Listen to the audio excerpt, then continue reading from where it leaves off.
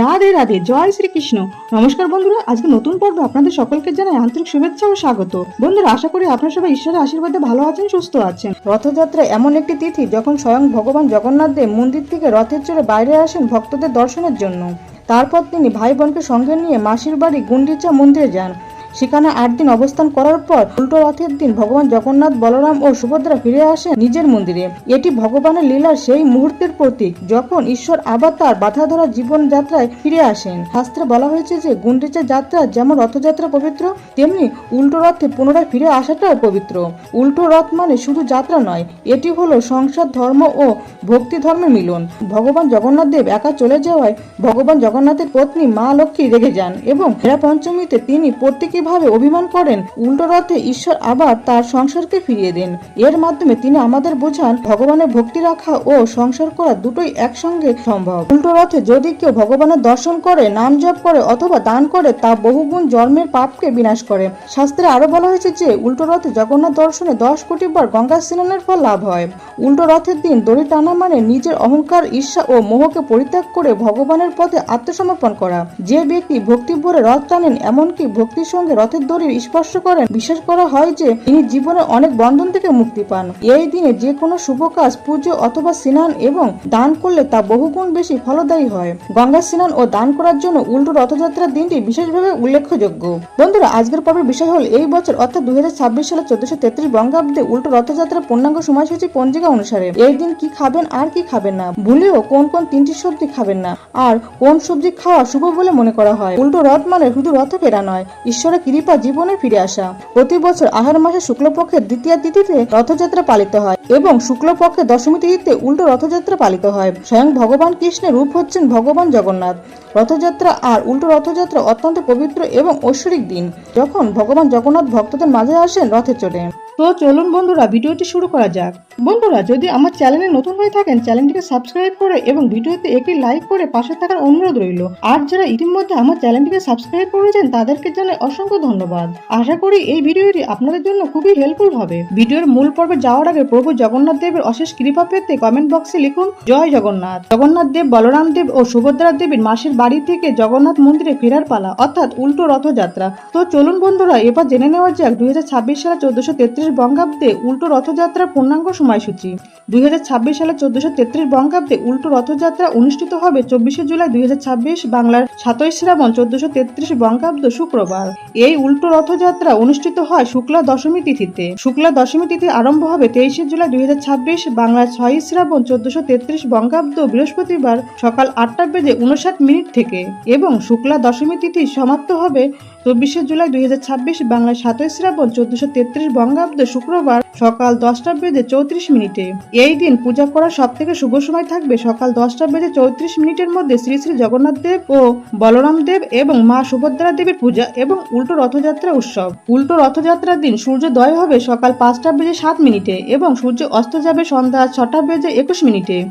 এই দিন গঙ্গা স্নান ও দান করা শুভ সময় থাকবে সূর্যোদয় থেকে সকাল 8:44 মধ্যে গঙ্গা স্নান ও দান আদি। এই দিন অমৃত যোগের সময় থাকবে সকাল 6:51 মধ্যে ও সকাল 7:44 থেকে সকাল 10:23 মধ্যে এবং দুপুর 1:02 থেকে দুপুর 2:49 মধ্যে।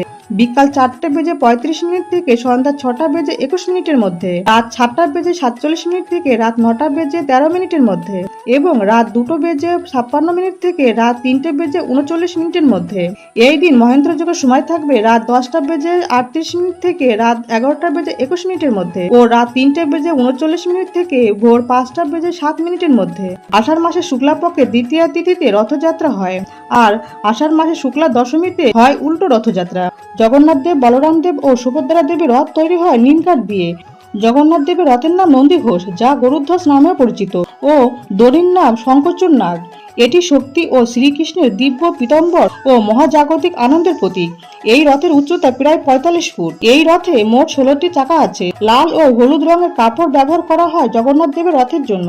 বলরাম দেবের রথের নাম তালধ্বজ। এটি তাল গাছের প্রতীক সংবলিত। এই রথ শক্তি, আধ্যাত্মিক সুরক্ষা, ধৈর্য ও শান্তির প্রতীক এবং দড়ির নাম বাসুকী নাগ। এই রথের উচ্চতা 44 ফুট ও এই রথে 14টি চাকা রয়েছে। এই রথকে সাজানো হয়ে থাকে লাল, নীল এবং সবুজ রঙের কাপড় দিয়ে। সুভদ্রা দেবীর রথের নাম দর্পদলন বা দেবদলন। এটি নারী শক্তি বা আদি পরাশক্তি এবং অহংকার বিনাশের প্রতীক, অর্থাৎ অহংকারকে যে বধ করেন। এই রথের উচ্চতা 43 ফুট। এই রথে 12টি চাকা থাকে। এই রথ লাল ও কালো কাপড় দিয়ে সাজানো হয়। এবার চলুন জেনে নেওয়া যাক এই দিন আমরা কোন কোন কাজগুলি করব জগন্নাথ দেবকে সন্তুষ্ট করতে। এই দিন বৃক্ষরোপণ করা অত্যন্ত শুভ কাজ।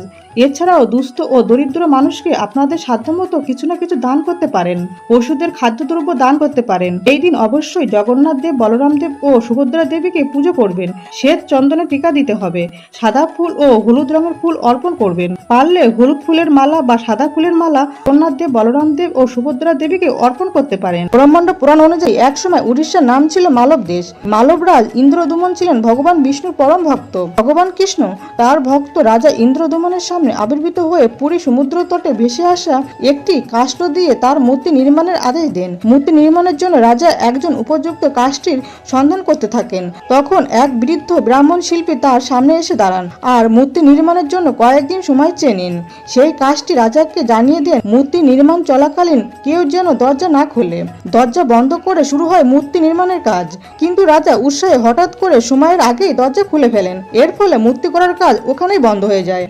এবং আমরা বর্তমানে পুরী মন্দিরে প্রভু জগন্নাথ দেবের যে রূপটি দর্শন করে থাকি, এটা সেই প্রাচীন মূর্তির হুবহু একই আদলে তৈরি। রথযাত্রার দিন প্রভু জগন্নাথ, বলরাম এবং সুভদ্রা 3 ভাই বোনের রথে চড়ে গুন্ডিচার মাসির বাড়ি যান। রথযাত্রার দিন থেকে উল্টো রথযাত্রার দিন পর্যন্ত মোট 8 দিন পালিত হয় উৎসব। 8 দিন পরে উল্টো রথের দিন তারা আবার মূল মন্দিরে ফিরে আসেন। রথযাত্রায় এই 8 দিন অত্যন্ত পবিত্র। এই সময়ের মধ্যে যে কোনো ভালো কাজ করলে তা অত্যন্ত শুভ ফল দেয়। উল্টো রথযাত্রার দিনে ঈশ্বর নিজেই আমাদের দ্বারে আসেন। তাই আমাদের উচিত এই সুযোগকে সম্মান জানিয়ে ভক্তি, প্রেম ও শুদ্ধতার সঙ্গে দিনটি পালন করা। এই দিন গঙ্গা বা যে কোনো পবিত্র নদীতে স্নান করা অত্যন্ত পুণ্যদায়ী এবং এর সঙ্গে সাধ্যমতো দান করতে পারলে বিশেষ পুণ্য লাভ হয়। এই দিন রথ টানলে পাপক্ষয় হয় এবং পরম শান্তি লাভ হয়। বন্ধুরা, উল্টো রথের দিন নিষিদ্ধ সবজিগুলির মধ্যে প্রথমে যেটির কথা বলবো সেটি হলো সিম। উল্টো রথের দিন বাড়িতে সিম রান্না করবেন না এবং তা কোনোভাবে খাবেনও না। দ্বিতীয় নিষিদ্ধ সবজিটি হলো কলমি শাক। এই দিন বাড়িতে পরিবারের কোনো সদস্যই কলমি শাক খাবেন না। কথিত আছে জগন্নাথ দেবের মাসি ভগবানকে ভালোবেসে একবার বিশেষ রকমের পোড়া পিঠা বানিয়ে খাওয়াতে চেয়েছিলেন, কিন্তু পিঠা রান্না হতে হতে অনেক সময় পেরিয়ে যায় আর রথ ছাড়ার সময়ও হয়ে যায়। তখন ভগবান বলেন, মাসি, তোমার হাতের পোড়া পিঠা আমার খুব প্রিয়, আমি তা খেয়েই যাব। সেই থেকে রীতিমতো নিয়ম হয়ে যায়। উল্টো রথে জগন্নাথ দেব মাসির বাড়ি থেকে ফিরে যাওয়ার আগে পোড়া পিঠা খেয়ে যান।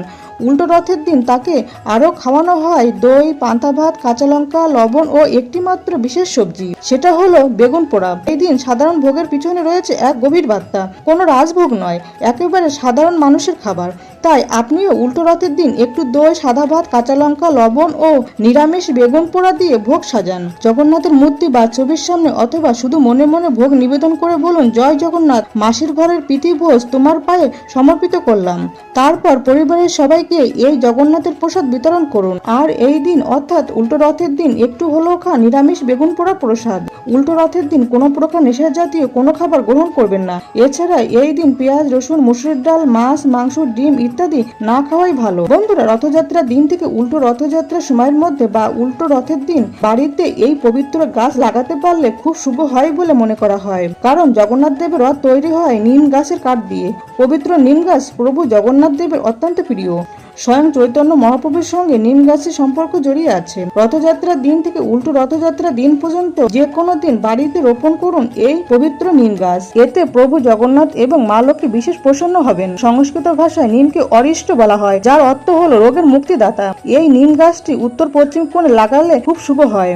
লোকে মুখে প্রচারিত যে মানুষের জীবনকালে 3টি বা তার বেশি নিম গাছ রোপণ করেন, তাহলে তার স্বর্গবাস হয়। বন্ধুরা, আশা করি ভিডিওটি আপনাদের সামান্য হলেও কিছুটা উপকারে আসবে। আর ভিডিওটি হেল্পফুল বলে মনে হলে চ্যানেলটিকে সাবস্ক্রাইব করে এবং নিজেদের ফ্রেন্ডস ফ্যামিলির সাথে শেয়ার করে আমার পাশে থাকার অনুরোধ রইল।